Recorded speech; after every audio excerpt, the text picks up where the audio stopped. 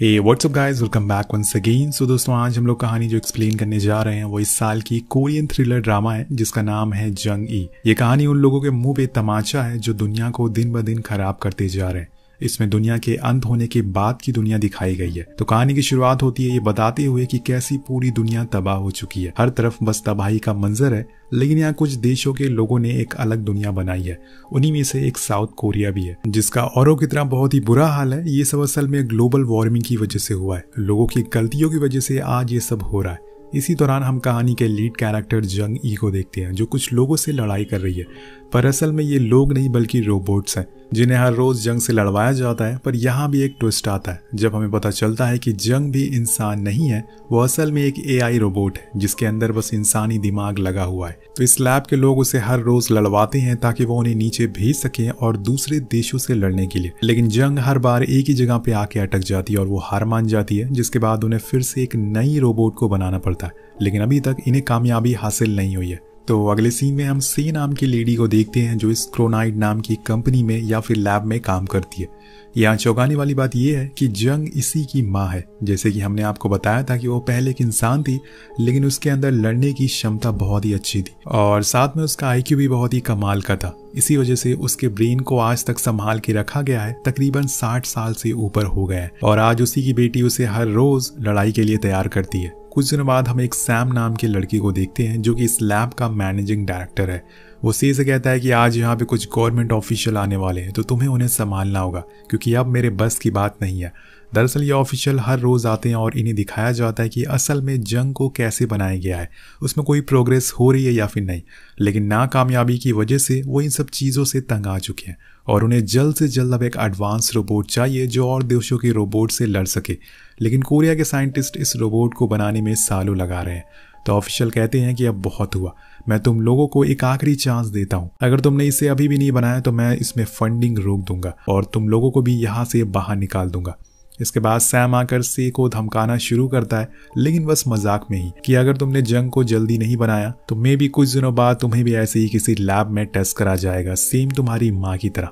वहीं दूसरी तरफ हम जंग को देखते हैं जो अब होश में आ चुकी है, लेकिन ये उसका दूसरा नया वाला क्लाउन है जिसका बस ऊपर का हिस्सा ही बना हुआ है। अब एक साइंटिस्ट उसके ब्रेन में कुछ इंजेक्ट कर रहा होता है जिससे उसे काफी पेन होता है क्योंकि उसके अंदर अभी भी फीलिंग इमोशन इंसानों वाली है।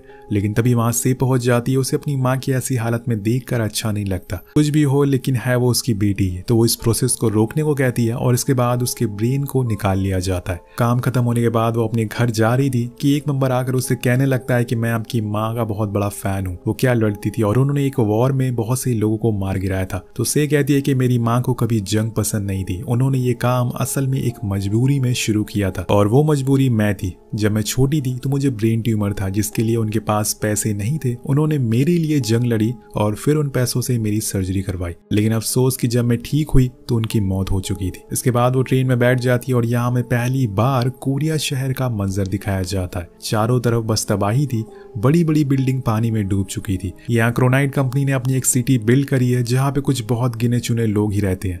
बाकी जो लोग बचे हुए हैं वो अभी भी नीचे खुद की जिंदगी से लड़ रहे हैं। ये सब देख के सी को बहुत बुरा लगता है, पर तभी उसे पीछे से एक बच्ची की आवाज आती है जो अपनी माँ से बात कर रही थी कि वो उन्हें छोड़ के कभी ना जाए वरना वो उसे कभी भी बात नहीं करेगी। अब ये सीन देख के सी को अपनी जंग के साथ बिताए हुए वो पल याद आ जाते हैं। वो आखिरी पल जब उसने अपनी माँ को आखिरी बार देखा था, जिस समय वो सर्जरी पे जा रही थी।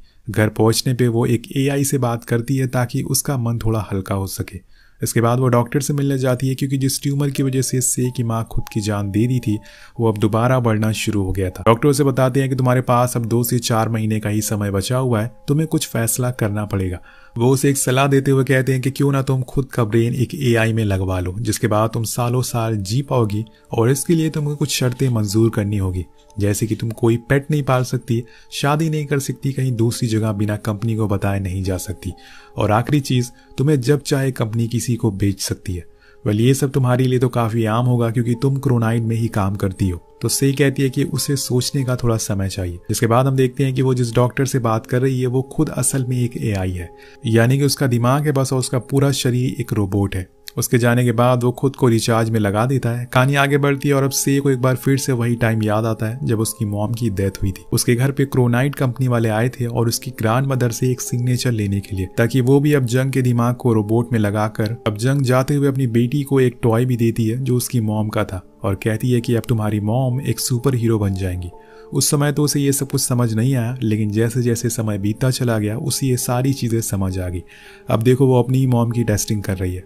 इसके बाद वो अपनी मॉम की बॉडी के पास जाती है जिसका आज तक संभाल कर रखा गया था। वो उन्हें देखकर थोड़ा इमोशनल भी हो जाती है। वहीं दूसरी तरफ हम देखते हैं कि एक नया AI रोबोट बनाया गया है, उसमें अब जंग के ब्रेन को फिक्स करा जा रहा है।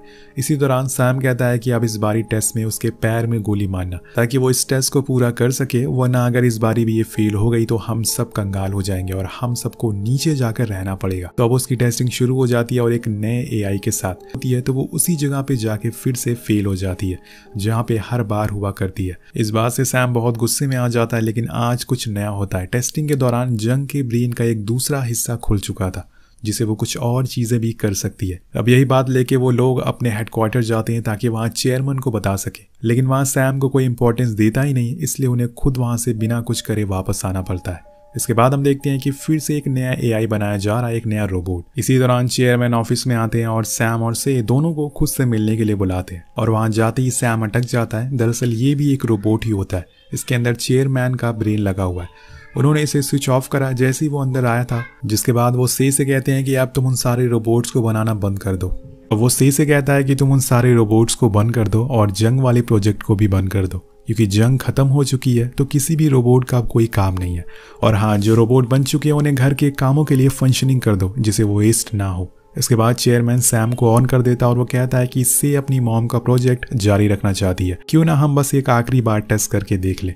तो वो मान जाता है और जंग को एक बार फिर से लड़ाई के लिए भेजा जाता है, लेकिन हर बार की तरह वो इस बारी भी हार मान जाती है। अब उसी जगह पे आकर अटक जाती है। ये देखकर सैम बहुत गुस्से में आ जाता है और वो उसके एक हाथ को काटने लगता है, उसे तकलीफ देने लगता है। वेल, जंग के अंदर एक इंसानी दिमाग था तो उसे दर्द महसूस होता था और ये सारी चीजें से देखी नहीं जाती। वो उसे बंद कर देती है जिससे सैम गुस्से में आ जाता है और उसके ऊपर ही बंदूक तान देता है। पर तभी चेयरमैन उसे बुला लेता है और उसे जाना पड़ता है। अगले सीन में वो अंदर जाकर अपनी मॉम के सारे डेटा को कलेक्ट कर लेती है क्योंकि आज ये प्रोजेक्ट बंद होने वाला है।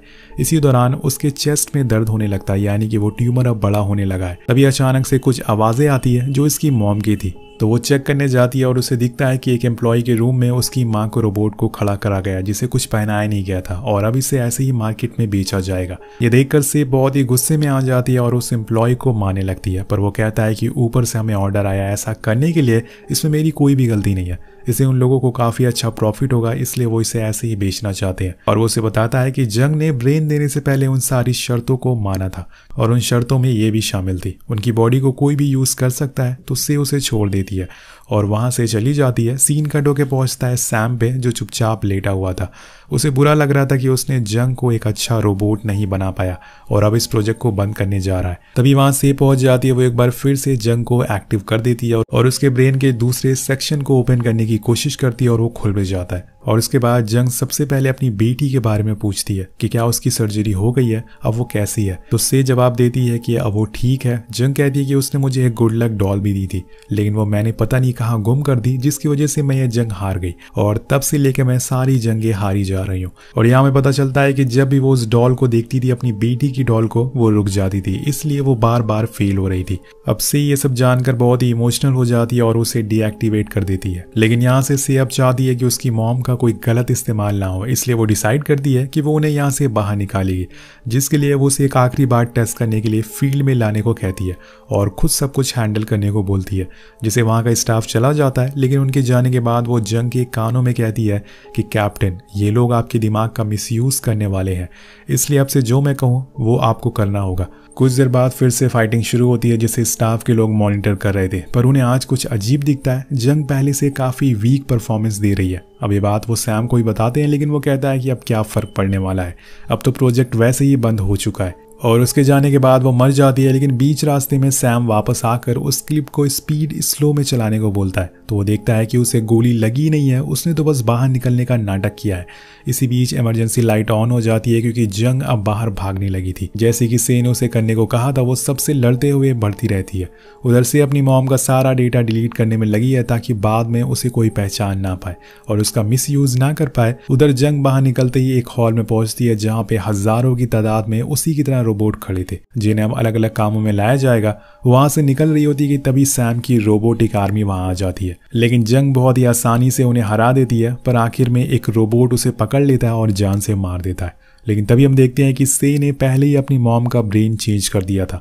जैसे ही वो अभी भी जिंदा है, अब से अपनी माँ को लेकर ट्रेन में बैठ जाती है, लेकिन असली लड़ाई यहाँ से शुरू होती है। से यहाँ तक पहुंच गया था, उसे पता चल गया था कि वो उसे लेकर कहाँ जा रही है, पर यहाँ लड़ने से पहले वो सबसे पहले से को गोली मारता है जिससे वो साइड में गिर जाती है। लेकिन तभी जंग आकर उसे मारने लगती है और इस लड़ाई में उसकी एक आंख फूट जाती है। तब वो पहली बार खुद को मिरर में देखता है और उसे पता चलता है कि वो भी एक रोबोट है, यानी कि वो भी उड़ उड़ के मार सकता है। जिसके बाद क्या होना था, वो दोनों आपस में बहुत देर तक लड़ते हैं। कुछ रोबोटिक्स आर्मी वाले भी वहां आ जाते हैं जिन्हें जंग बहुत ही आसानी से मार डालती है, पर असली लड़ाई उसकी और सैम के बीच में होती है। वो उसे पूरी टक्कर दे रहा था, पर एक समय आता है जब ट्रेन जाकर एक दूसरी ट्रेन से टकरा जाती है जिसमें दोनों लटक जाते हैं। हालांकि से अपनी मां को बचा लेती है, लेकिन सैम नीचे गिर जाता है और तब तक वहां पर पुलिस भी आ चुकी थी। इसलिए से अपनी मॉम से कहती है कि अब आप यहाँ से भाग जाइए, वरना ये लोग आपको फिर से कैद कर लेंगे।